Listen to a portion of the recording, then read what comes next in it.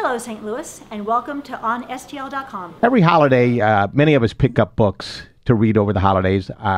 I picked up several, and one emerged as a favorite. Yeah, one you didn't put down. The National Average, a novel by John Bryant, and I had the pleasure of having him with us today to talk about his book. He's from St. Louis. Yes, you may remember him from Chinwag or the ice cream.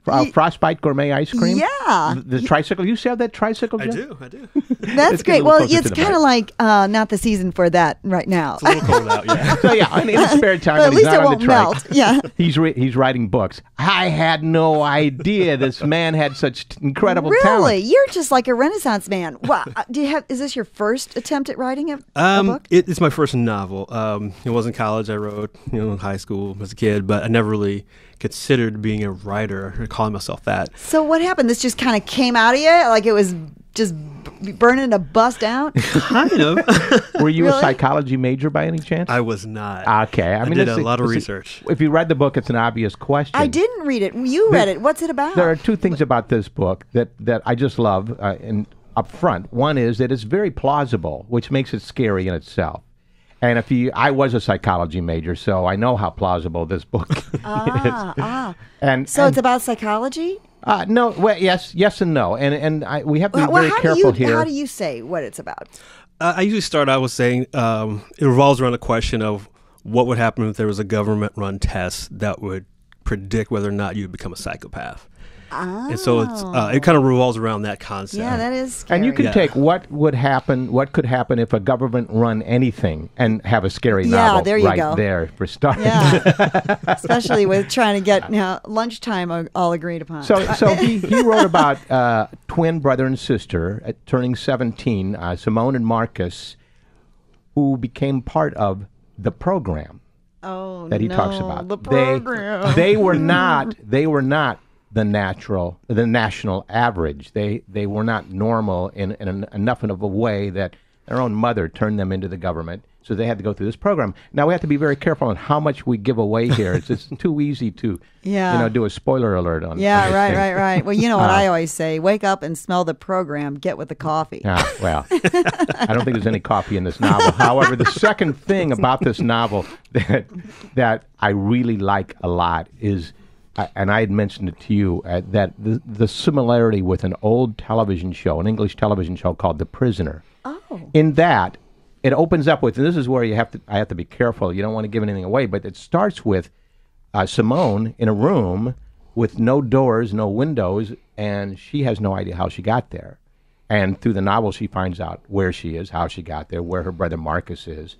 And it's significant that they're twins and they end up going separate ways in this novel. Well, how did you get into the twin psyche? Do you have twins in your life? I don't. It just kind of evolved. I started with one character, and then I thought, well...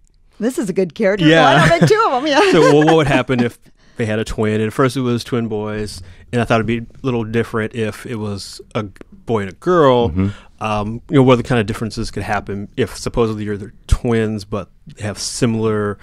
genetic makeups and similar ways of thinking, but yet they go separate paths, or what would actually happen. How long did it take to write this?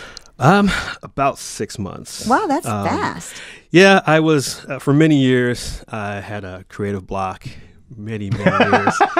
And so beginning of last year, just something happened, and I just started writing, and found some people to be beta readers, got edited, and it just kind of snowballed from there. I find that to be a thing where timing is everything, really, because you're always trying to go up against a bunch of roadblocks, and then all of a sudden the path just kind of opens up, and now you know you're on the right path. Yeah. Now this novel in chapter 2 or 3, I forget which, switches to 1948 with significant information about how this program came about. You have Dr. Noel Everett, who just graduated with a psychology degree, and he's building a program, basically. Yes. The program. Yes.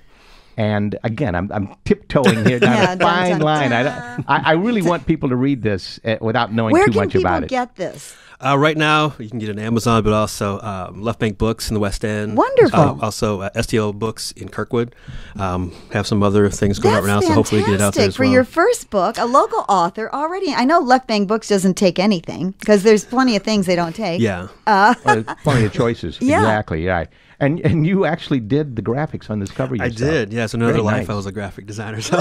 Oh, wow. You're something. Renaissance man. Yes, he really is. That's great. Well, Okay, this copy John gave us to give away. So we'll be Wonderful. giving this away on our Facebook page sometime this week. So be watching for that. And some lucky winner will be able to read this for free. Yay. And then pass it on to another friend. Before long, the entire city of St. Louis will read it, and John will still be poor. Selling But he'll ice be cream on his famous. truck. Nobody will know. There you go.